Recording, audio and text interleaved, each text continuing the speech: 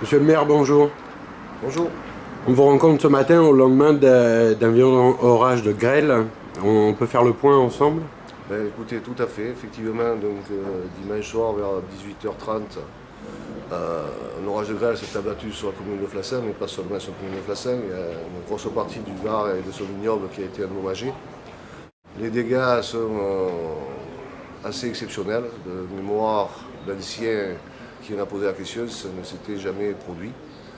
On ne sait pas ce que la récolte va être, bien entendu, au mois de septembre. On estime de toute façon déjà que sur la commune de Flassin une perte de l'ordre de 30, 40, voire 50%. Ça remet en cause, bien entendu, toute une économie, toute une politique peut-être d'investissement.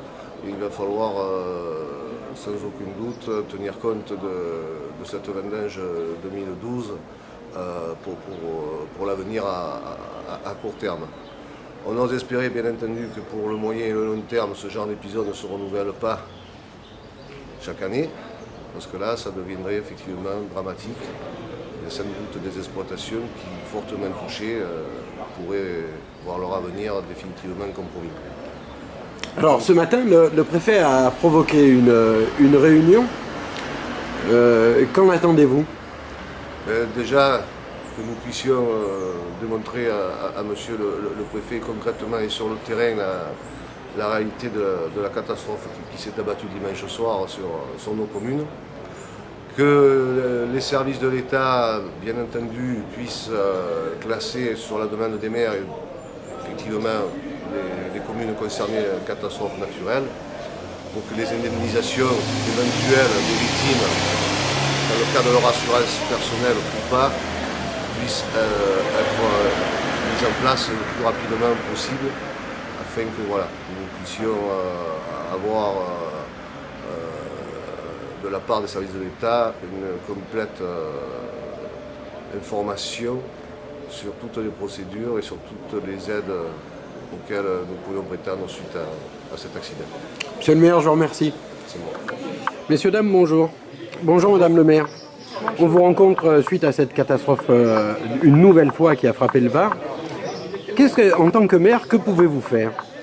Alors en tant que maire, je suis maire du Val, donc en tant que maire en pleine rédaction du PLU, je suis très attachée à la conservation des terres agricoles et le spectacle que j'ai vu aujourd'hui est désespérant parce que pour moi, donc, je suis aux côtés de mes collègues viticulteurs. Je conserve les terres agricoles parce que je crois à toute cette économie qui est pour nous une chance de développement sur notre terroir. Voilà. Et donc très près des viticulteurs, de leur travail qui, comme va le dire Eric, est réduit à néant aujourd'hui dans les constats que nous avons faits à travers les exploitations. Merci madame.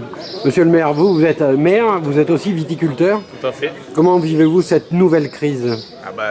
Difficilement, puisqu'on voit effectivement le travail de plusieurs mois, plusieurs années, et le travail il y a quelques jours qui est réduit à néant, là, un quart d'heure, un orage terrible.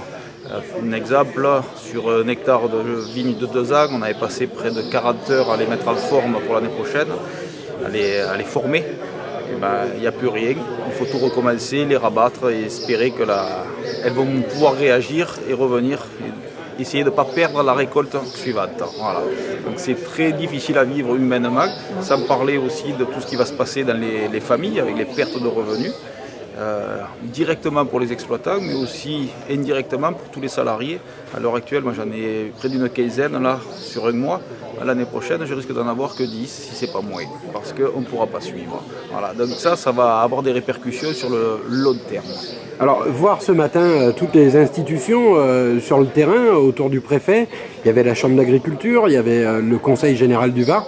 C'est réconfortant de voir que tout le monde se mobilise. Tout à fait, c'est réconfortant de savoir que les principales autorités, l'État, la Chambre d'agriculture, donc la direction départementale et territoriale de la mer, tout le monde est mobilisé sur l'action. Les syndicats, je ne voudrais pas les oublier, tout le monde est mobilisé parce que les difficultés financières, elles vont intervenir peut-être dans un an.